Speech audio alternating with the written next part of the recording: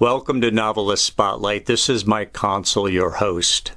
Before we begin this episode, I want to alert you that my latest book is now available in both print and ebook formats.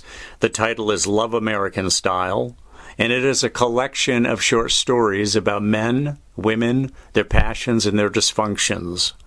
There's a short link in the episode notes that will take you to my Amazon profile page, where all 4 of my books are listed, 3 novels in this new short story collection. Again, the title of the new one is Love American Style, named after the TV series that ran from 1969 until 1974. Now, on with our program. In the spotlight is Rachel Turow, a San Francisco native who, after growing up in the Bay Area, earned her Ph.D. in clinical psychology at the University of Oregon. She is an Oregon Duck, now living in Seattle. She is the author of the book titled The Self-Talk Workout, 6 Science-Based Strategies to Dissolve Self-Criticism and Transform the Voice in Your Head. We are going to discuss exactly that, self-talk and how it can work for writers. Writing is such an exacting process. We know that being writers, it can be so damaging to one's confidence when things aren't going well. And self-talk is a tool we can use to boost our performance and combat performance anxiety and so on. But how does it really work? That's what we're going to get into with Dr. Turow. She is a frequent speaker for local, national, and international audiences on the topics related to stress, trauma, mindfulness, resilience, and self-compassion. In addition to her clinical psychology practice in Seattle, she works as an adjunct faculty member at Seattle University and at the Icahn School of Medicine at Mount Sinai. Rachel Turow, welcome to the program. Thank you so much, Mike. Thanks for having me. Oh, it's great to have you.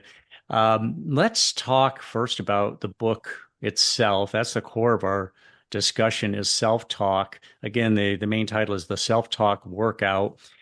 Tell us about that book and what motivated you to write it, and also what the real takeaways are. Well, I've been seeing patients as a psychotherapist for a couple of decades now, and one thing that really struck me is how often a patient feels bad about feeling bad. So you'll have somebody in your office and they'll be crying or agitated, and then they'll apologize for their feelings. And I began to wonder about feeling bad, essentially. That layer of self-criticism. I shouldn't feel this way. I should be able to cope better. And I wondered how much the self-criticism layer was contributing to suffering. So I kind of did a lot of nerding out. I took a deep dive, and there's a lot of fabulous research out there showing that basically criticizing yourself makes everything worse. Doesn't matter if it's anxiety, depression, PTSD. If you add self-criticism to it, the symptoms become more intense. And that's really upsetting, but it's also a fabulous opportunity, because it means that if you implement effective ways to reduce self-criticism, you've got more energy, more focus, more motivation, and fewer mental health issues. So subliminally, a lot of this stuff goes on, is my understanding. We may have a really negative recording in our head, let's say, self-talk that's out of our control. It's subliminal. We don't even know that we're really dragging ourselves down. So the whole feeling bad about feeling bad is very much falls right into that avenue. And the theory of self-talk, again, my understanding, I'll ask you to expound on this or clarify, is that by replacing the negative thoughts, whether conscious or unconscious, we basically reprogram ourselves in a way that makes us higher functioning. It gets rid of some of that anxiety, gets rid of some of that maybe depression, the self-criticism, and takes us to a higher level of thinking, and hopefully some self-optimization. Yeah, I think that you've got the gist of it right there. At this point, it's beyond a theory. We've got great research showing that the way you treat yourself inside your own mind really matters. As to whether it's subliminal or self-conscious, that really varies from person to person.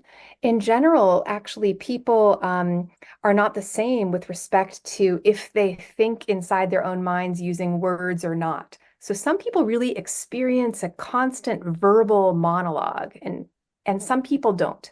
Some people have more just kind of a sense of, oh, or without words always put to it.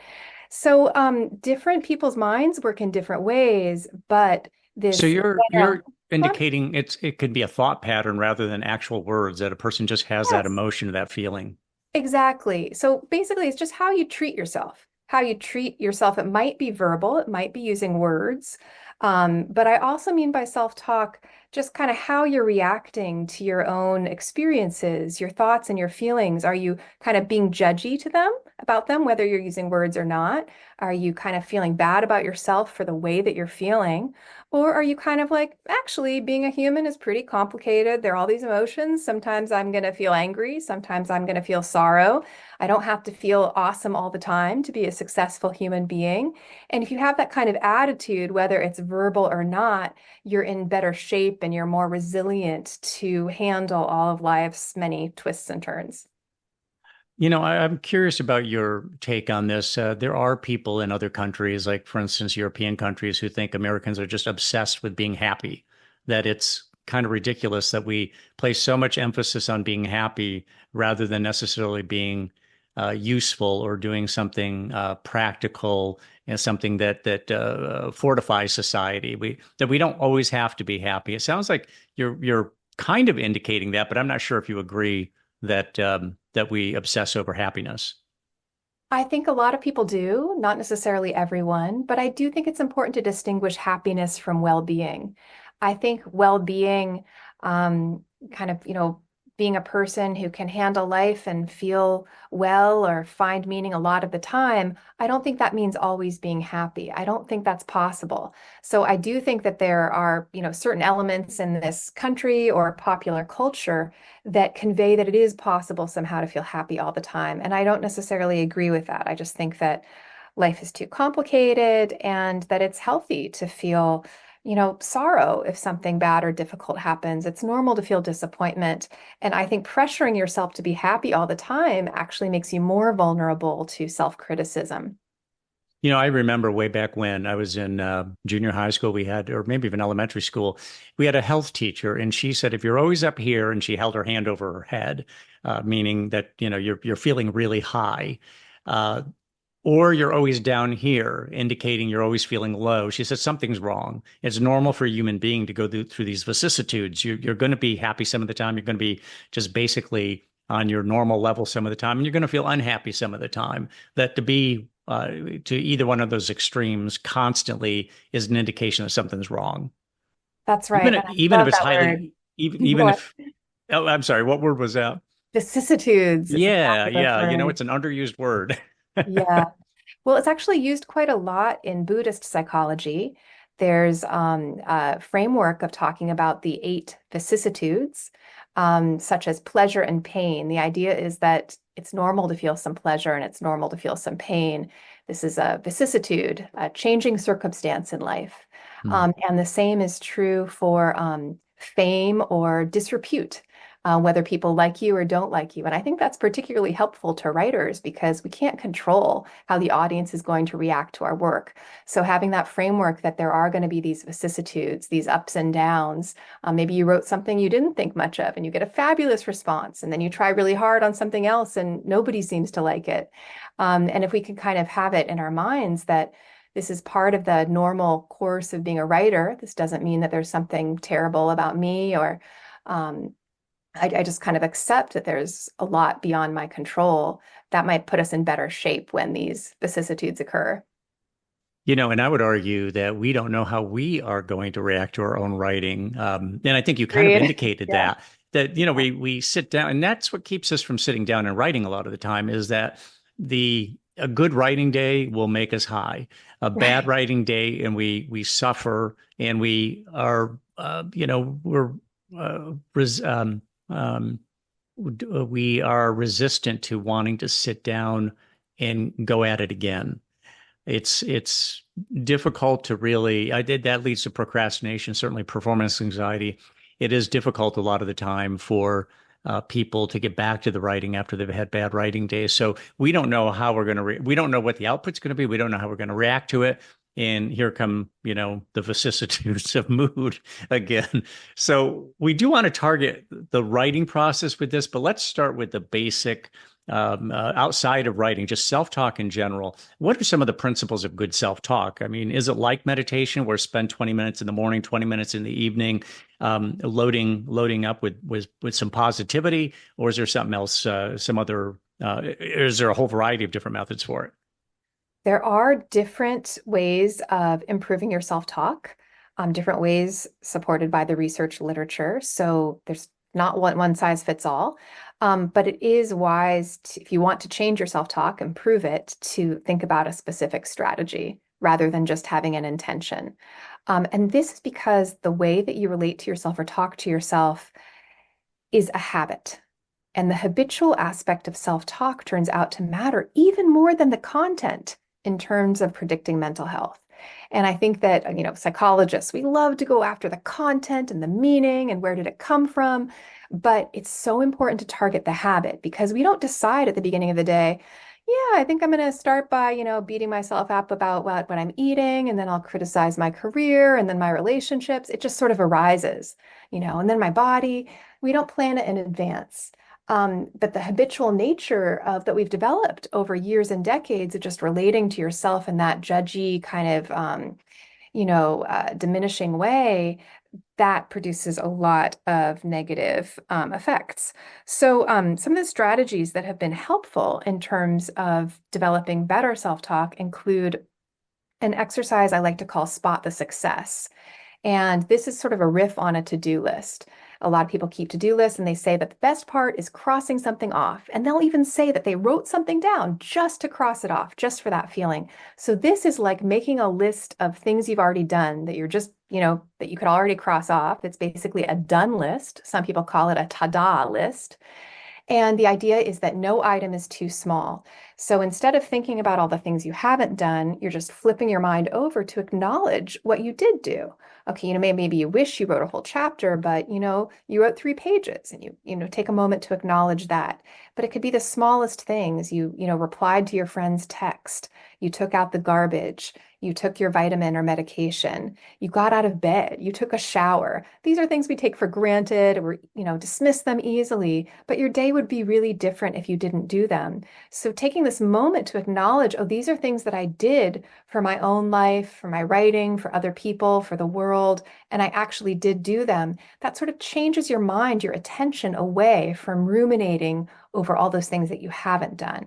So that's one way, and it just takes, less than a minute to think of these 10 things that you've done today. And then another method might be this very well established practice called loving kindness meditation or well-wishing. And basically, you're repeating phrases silently in your head like, may I be safe, may I be happy, may I be healthy, may I live with ease. Now, these aren't affirmations. These are good wishes for the future. But basically, you're sort of setting your mind up to go in this direction. It doesn't mean that everything will go well. We can't control that. But you're just dwelling in the mindset of these good wishes for yourself. And if you'd like to look up some of the research literature, it's very well established that this particular strategy can reduce self-criticism and promote well-being. So it doesn't take very long. We're just talking about 5 or 10 minutes of breathing and repeating these phrases in your mind.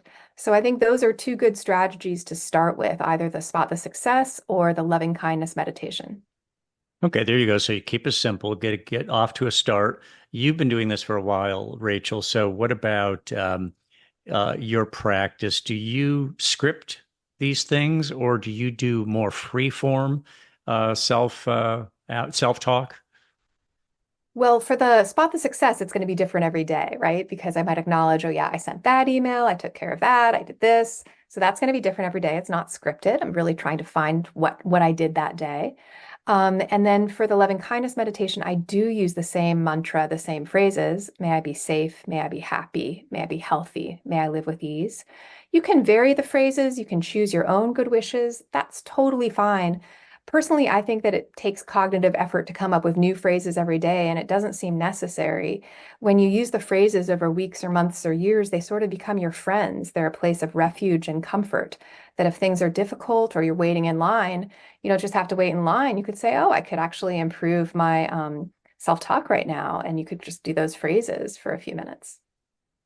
Yeah, something to do when we are getting frustrated waiting in traffic or waiting in line. Let me tell you about how I came across self-talk. It's a two-stage thing. I did a video about this, a TikTok video, not that long ago. It was very well received by the viewers. The first one was, hell, I was back in my 20s. I was editor of a small newspaper in Central Arizona, and this woman came in named Lois Stelvey. She had written some books, a very good writer, and she told me, I forget how the topic came up, but she says, anytime I have a job interview, what I do is I show up half an hour early. I go to a coffee shop nearby, get myself a cup of coffee, and I sit there sipping my coffee and telling me all kinds of nice things about myself. I love it. And then she'd go into the interview and she said, and I would go in there feeling very good about myself and I, would do well, and I would get the job. Oh, fabulous. That Wonderful. was, and then I followed Yeah. that with, I remember I was living in Portland, Oregon at the time. I was driving down the freeway and I just started doing that self-talk based on what she had told me. And this was a little bit later because I was in Arizona when she had told me that. And it was amazing when I started just telling myself positive things about myself. My energy level just escalated. It went Yeah. way, way up. And like anything you do the first time, it tends to have an outsized influence. But then Yeah. it was years later, it was still in Portland, Oregon then, when I ran into a woman at a party. She was, my God, probably early 30s, beautiful, glowing, real good conversationalist. I'm chatting away with her, and she happened to mention that she used to be suicidal, and I was like shocked. And I'm like, I said suicidal, and she said, yeah, until I read this book, and it changed my life. And I said, well, you got to tell me what book it is. Yeah. And she said, the book is What to Say When You Talk to Yourself, which is a Hmm. very famous book now by Shad Yeah, Helmstetter, totally. a psychiatrist. And he does a lot of scripting in there. And I think I even say in the video that, the scripting that he didn't resonate with me because everybody's different and I did my own sort of Exactly. thing. In fact, I didn't script. I just went free form with it. But I mean, this woman was literally suicidal, and you would never have guessed that she ever had really an unhappy day in her life when you met her. It really kind of demonstrated that kind of power. Are you familiar with that book by Shad Helmstetter, What to Say When You No, Talk to I Yourself? just know that it exists, but I haven't read Yeah, it.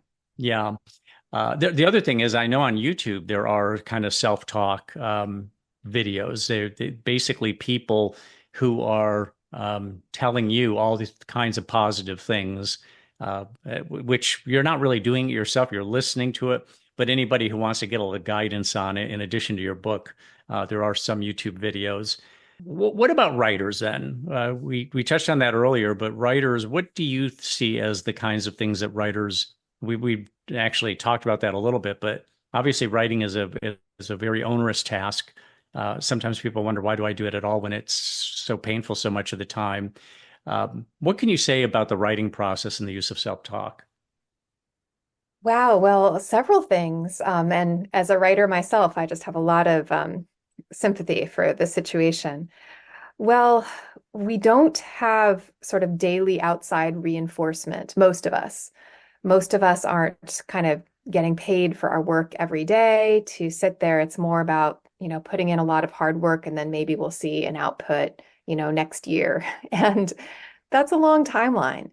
And it means that we can benefit from a lot of sort of daily encouragement towards ourselves. And a lot of people do use affirmations for themselves that they find, helpful or that they find on the internet. There's not a ton of research on affirmations, actually. So if you find that it's helpful to say nice things to yourself, that's wonderful. That actually isn't one of the techniques that has the most research evidence backing it up, surprisingly, maybe. So it's sometimes helpful to just praise the effort of it rather than the output, right? Because we don't know, like you said, if we're going to have what you might evaluate as a good writing day or a bad writing day. And in fact, we might kind of get hung up on that evaluation because we just don't know how it's going to go. And we don't want to have our mood totally destroyed if we didn't accomplish what we hoped to, or if the writing didn't go as well. So I think that it could be really helpful. There's some research showing that praising effort and process is actually more helpful to people than praising the output. So Give just us an example of that. Yeah. okay. So, you've done the hard work of blocking off your writing time on your calculator, and you are sitting down and you are just doing your best to write. And maybe the words are flowing, but maybe it's a day that they're not flowing so much. And instead of having the evaluation emphasize the output, how many words generated or how good they seem to you, maybe you could think about praising the actual process. Hey, the time was blocked off on my calendar. I followed it. I sat down and I tried my best. Good job. And so by praising the process, you're more likely to repeat it the next day. And it's not dependent on the actual product. You're praising the effort of it. You're praising that writing habit, that writing energy. So you're sort of just reinforcing what you want to keep going. And so that's one way that I think could be really helpful for writers to think about self-talk as a process praise rather than product praise.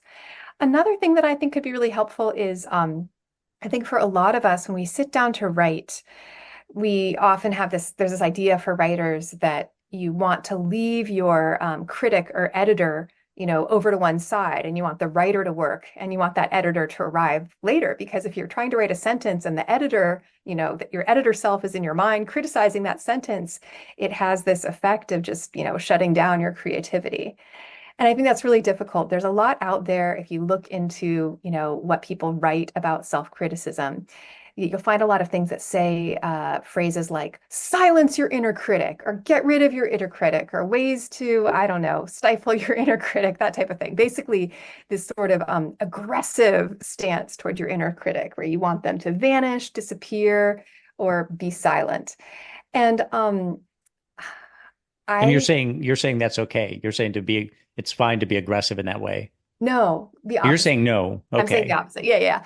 I actually think that that's very unhelpful because it you're trying to kind of split part of your brain and take it away. It's true that I think you want to you're hoping that your mindset will be more in the creative mode and less in the editing Oh, mode. I see. You're It's still the in hope. the writer versus Yeah, the writer editor. versus editor. So that Yeah. is the hope. But if the critic starts to arise, instead of slamming it down, which is actually a criticism, right? It's a negative event if you're like beating yourself up in your mind, even if you're beating yourself up about having the critic arise when you want the creative lead to be in charge. Instead of that, you might try saying thank you. Like, hey, thanks. I'm glad you're there. I'll need you after this chapter is drafted. But right now, I'm kind of going to focus on the creativity. But thanks, I'll be in touch. So you're actually acknowledging in this sort of friendly way that the editor critic part of yourself, as long as it's not mean, it does actually have a role to play in the writing process. The um, the issue is being too mean to your inner critic is a type of self-criticism. It is a type of self-hatred, whereas it seems more healthy mentally in terms of, mental health issues to be kind to all of the challenging parts of yourself. Hating a part of yourself, even for a minute or even to be funny, might really detract energy from what you're trying to do, and it could cause problems. Some of what you were saying in first person, when you're doing self-talk, is it generally handled that way that you're speaking to yourself, you're in first person, I don't or think it does matters. you don't think it matters? Okay, No, so it could there's be actually first or some, third or what or yeah. second person. I mean, there's some funny research actually that came out that says that, it could be helpful to speak to yourself in the third person. There was an interesting psych article that was published recently because A few years ago, LeBron James came out and was talking about himself in the third person, and he got kind of, criticized for it. But there's some research that shows that if you do talk about yourself in the third person, sometimes you might have more objectivity. And he was actually talking about a decision-making process, so it could have been very helpful and effective for him to think about himself in the third person. So you can try it out, but I don't know of any research showing that, it's more mentally healthy to think about yourself in first, second, or third. That's interesting, though. Yeah, the idea of distancing yourself a little bit by speaking in third person Yeah. and giving yourself maybe a little bit more objectivity for the situation. But people are oftentimes regarded as being kind of high-handed when they're speaking in Right. third person. Yeah. It Yeah. it doesn't always land well with other people. But if we're doing it internally, that's Yeah. completely different. That's a private event, and we can do anything we damn well please. So that's Completely. good And as enough. writers, maybe we have even more license, like why not play Yes, around? absolutely. What about now? You talked about starting simple and not making it difficult on yourself. Good advice, I'm sure, with any task that we're starting out with. Over time, do what is a good self-talk regimen once it's fully developed? I mean, how much time, if somebody was coming to you as a therapist and was asking how much time do I need to put in for it to fully develop this thing? How much time per day would you recommend? What would your response be? I think if you could be really ideal, it would be great to do 20 or 30 minutes. That would be wonderful. But for a lot of people, that doesn't seem possible or feasible. And that's why I often start with a spot the success because it's 1 minute. And 1 minute seems a lot more doable to people. I think that one of the most powerful self-talk strategies is mindfulness meditation. And that's not actually trying to generate specific words to say to yourself, but the process of practicing mindfulness meditation results in less judgment. And less judgment is what we want during the writing process. Less judgment is what we want in general in terms of how we relate to ourselves, our thoughts, our emotions. And mindfulness meditation leads to less judgment. With writers, I wonder if writers are so insular at times that they've got a lot of thoughts going on in their heads that they get wrapped up in language. We think about things we've written, we think about things we want to write. We don't necessarily just kind of cut that off when we're not sitting at the keyboard or the writing pad. And I wonder if that doesn't make it a little more difficult for a person to really exercise mindfulness because they've got what the Hindus refer to as monkey mind, which is really kind of jumping all over the place. You have We any all have thoughts on that, that? though. We all Hmm. have that. I mean, meditation is difficult. It's not easy. So when somebody says it's hard for me to meditate because it's difficult, I say, yes, of course it is. This is a hard mental workout. A lot of my undergraduate students expect this to be easy, to feel peaceful and wonderful. They want a session to go well, but it's just like a writing session. It might go well, it might not go well. That is, it might be easier, it might be difficult. But just because it's challenging doesn't mean that it's not meaningful. And yes, the mind is going to jump everywhere, and there might be words or there might not be words. And because developing attention is so very important for writing and for other endeavors, the goal again is the effort. The hard work is the effort. Your attention went there, you bring it back to the breath. You thought about something else, you bring it back to the breath. And you can note, that is, you can observe, oh, my mind went there. That's a great idea. Okay, I'm going to come back to that later, back to the breath. But mindfulness not only results in less judgment, if you can redirect your attention with minimal judgment, because that's what's happening. So you sit down to meditate and you have monkey mind. Now you could just get self-judgmental, as is our habit. Oh, I can't meditate. It's so hard. I'm bad at meditating. Meditation is terrible. I'm terrible. I have monkey mind. Or you could try out a less judgmental view, which is the hard work of meditation, is actually noticing without judging. My mind went here, bringing it back. My mind went there, bringing it back. this is hard work. I'm doing it 500 times. The more reps I do, the better my focus becomes because when my mind goes away, I'm bringing it back. And so meditation trains attention. It trains the ability to shift your attention when it wanders, which is a fabulous skill for writers because you do want to be able to focus. Your mind wanders, and sometimes it wanders somewhere really interesting or important, fabulous, but you want to be able to decide when you're going to bring it back. And that skill is developed during meditation along with reducing judgment. Mm. So you don't have to meditate if you don't want to, no pressure, but it is one of the most effective strategies with fabulous amount of wonderful mental health research evidence showing that it reduces self-judgment and improves attention. A lot of people really struggle with meditation, and at least with self-talk, you're you're actually allowing yourself to not try to corral your mind as much as just direct it to some positive input, which I think would be, I would guess that self-talk, my own experience with it, self-talk is a lot easier than meditating because our mind naturally wants to be kind of unshackled. That's not a good way to think of meditation as shackling it because like as you say, a lot of good stuff. I Um, think that people do often see meditation as that you have to sustain your focus, but that's actually a misconception. So, the ability to shift your attention is practiced during meditation. So that shifting attention is just as helpful as sustaining attention. So, I actually think that they work similarly in terms of both, a meditation practice or trying out new self-talk is you're changing some words, maybe you're changing what's on your mind on purpose. And this also has an aspect of attention. So you're paying attention to something on purpose, whether you're doing it with your breath, shift like you notice your mind went away, you bring it back to the breath, you try not to judge yourself. That's this conscious mental effort involving how you relate to yourself. But if that's too difficult or you don't like it, yeah, you can do a spot the success. You can do those loving kindness phrases. You can have another method, but it's still kind of changing where your attention is on purpose. mm. My brother had started meditating. This was a few years back, and I asked him, of course, what kind of meditation are you doing? Are you counting your breaths? Are you using a mantra? Are you listening to silence?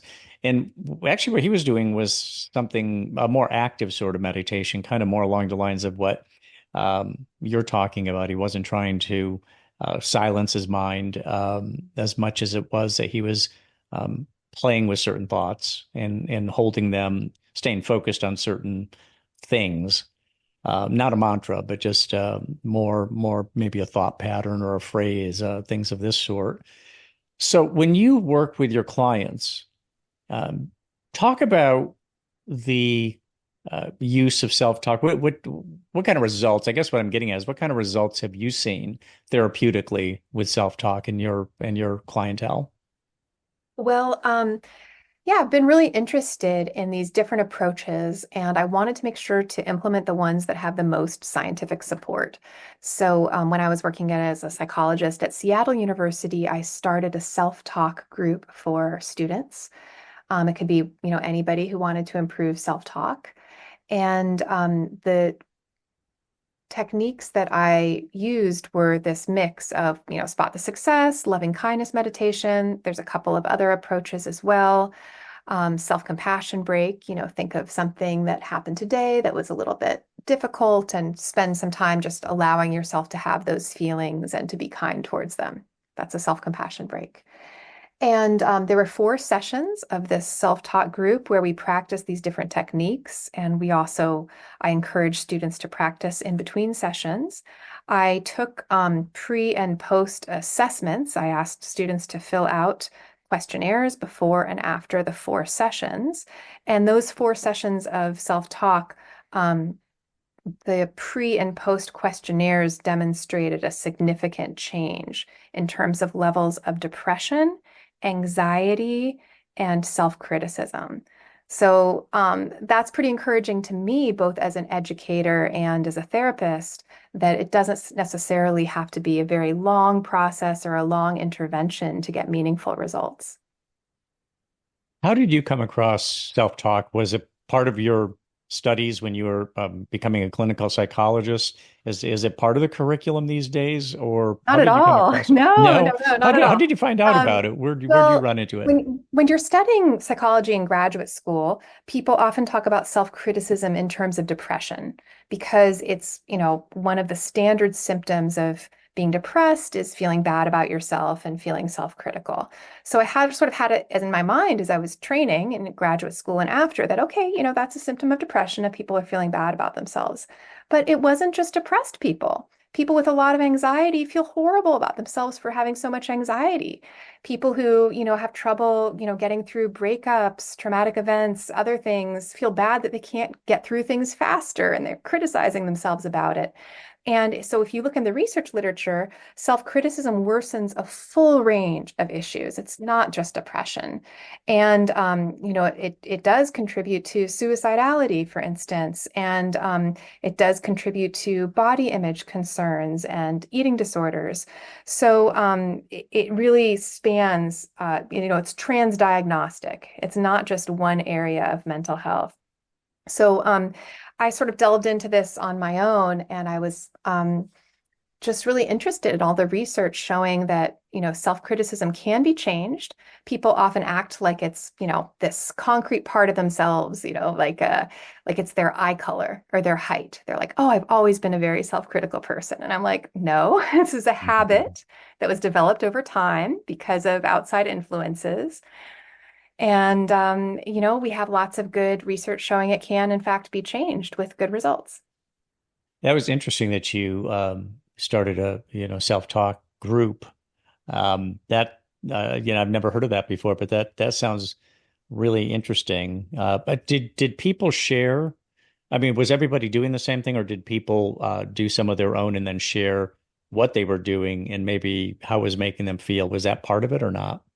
We all did the same exercises, and there was not a lot of processing in that group. Undergraduates don't always want to share their emotional experiences with strangers, but this wasn't really a group about sharing or processing or, getting your story out. It was just about trying the new skills. And I really do emphasize that because, I mean, I think therapy can be very helpful and it's wonderful to share your story with people. But in terms of changing mental habits, the evidence shows that actually practicing the techniques, the minutes that you spend doing them, has a bigger effect than, just having the intention. Let's talk about your book again. And for our listeners, there's a link to Rachel Turow's book in the episode notes, so you can get yourself a copy. What motivated you to write the book? And did you did you use self-talk while writing about self-talk? Great questions. Well, I was motivated to write the book because I just saw so many people around me, undergraduate students, adult patients, others, just putting themselves down a lot. And I was just really interested. As a research scientist and as a therapist, you often think in terms of these mental health categories. So I was really fascinated that here's something that spans so many different categories. And because maybe it's not, neatly attached to any one mental health condition, maybe it's just kind of unusual to think about that. That's just not how we usually approach mental health these days. But the evidence is just really compelling. So the research scientist part of me was very excited to learn about all this great research about it. Um, and yeah, I just, you see people crying in your office and then apologizing for crying, and you can't get to the material because people feel so bad about themselves for having the material in the first place. Yeah, I just am really interested in that layer, and I don't think it needs to be there. And so I'm glad that we can reduce suffering by improving self-talk. So that's exciting for me.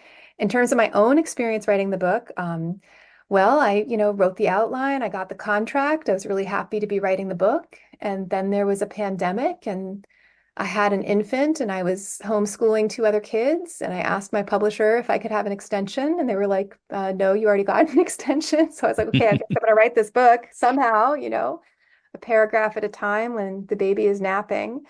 And it was really hard writing process. And, the first few chapters that I wrote were just not good. And it's like, oh my gosh, I'm having this bad self-talk about my self-talk book.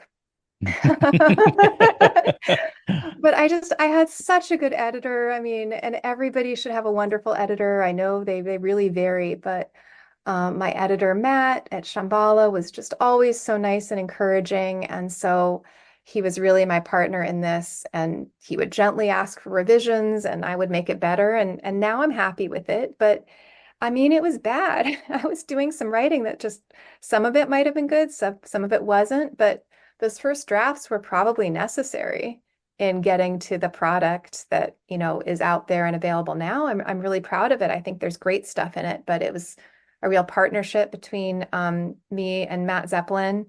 And I'm just grateful for his direction because given the just extreme circumstances that I was writing under, it was rough. It was kind of the opposite of like, think of a writer like having peace and time and space. And I just didn't have any of those things while I was writing.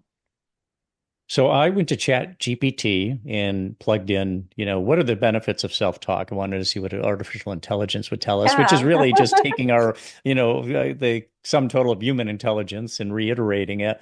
And it listed off um, 7 different things. First of all, it said that positive self-talk refers to, it kind of outlined a bit. It said boosting self-confidence, managing stress and anxiety, enhancing resilience, improving performance, promoting emotional well-being, fostering healthy relationships, and encouraging goal achievement.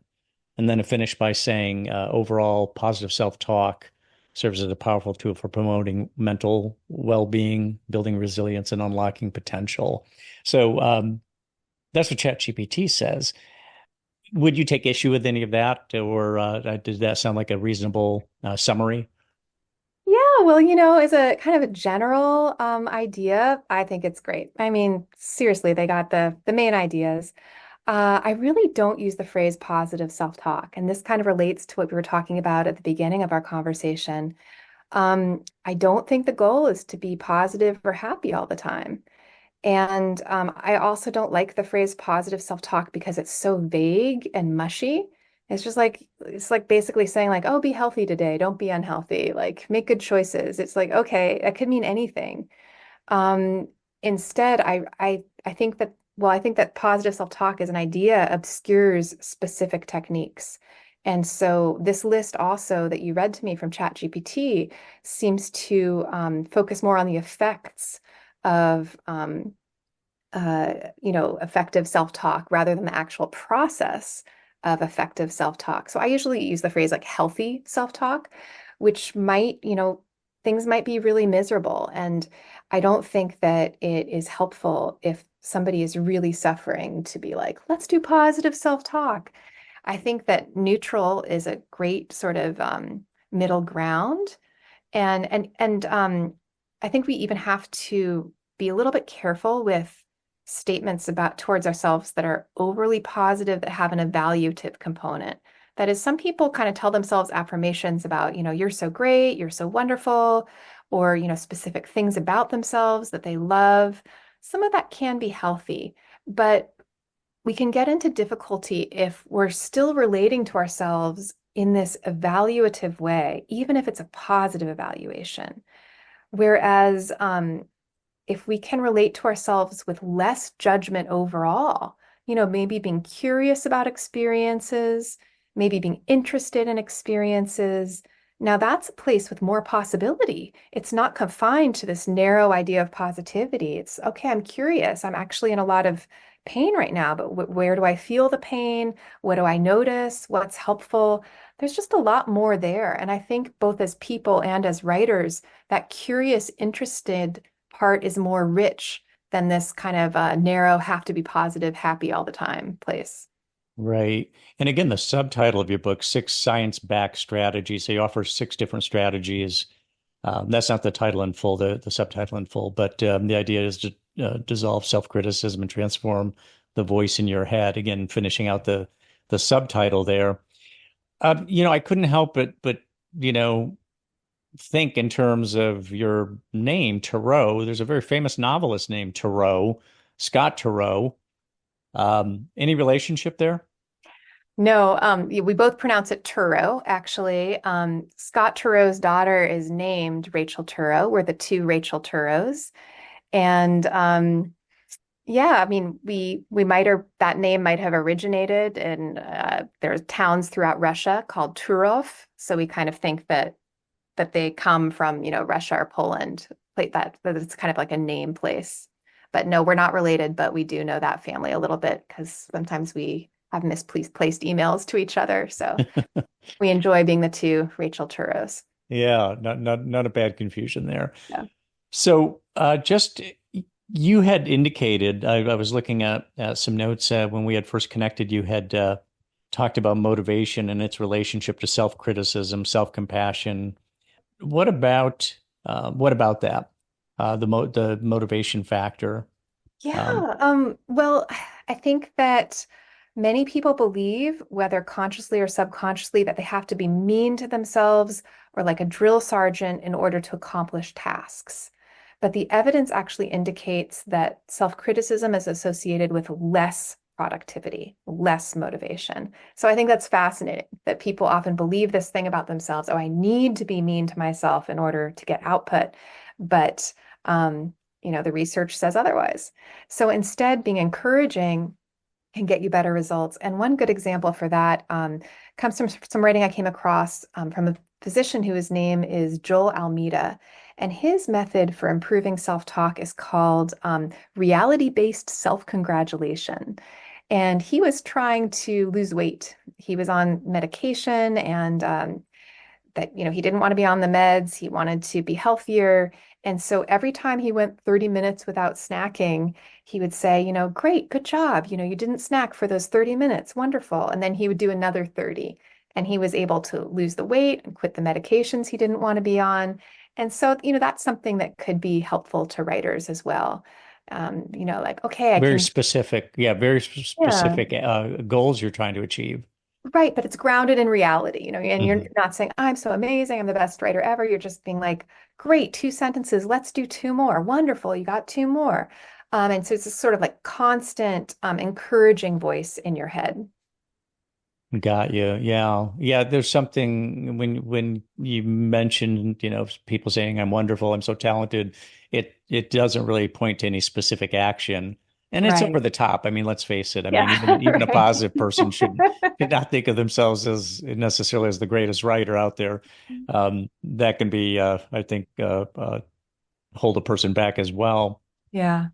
Do you what else can you tell us about self-talk? Do you plan a sequel to the book, for example? Is there more to say about self-talk than you've already said? I mean, it sounds like the sort of thing where once you've got the strategies out there, it isn't necessarily something that doesn't necessarily warrant a follow-up book, but do you have something else in mind? Perhaps there's a dimension to this I'm not imagining.